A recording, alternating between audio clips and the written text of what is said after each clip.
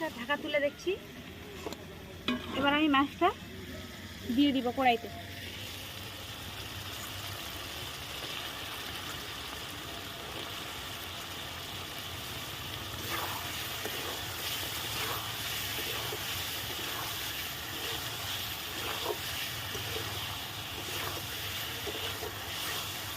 এবার মাছটা আমি মশলাগুলোর সঙ্গে আরেকবার কষে নিব ভালো করে।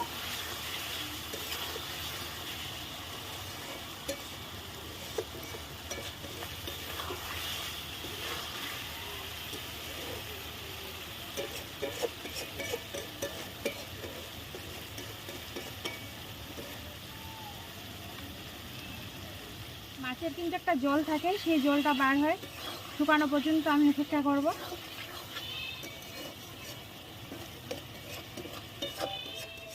এবার আমি জল দিয়ে দিচ্ছি।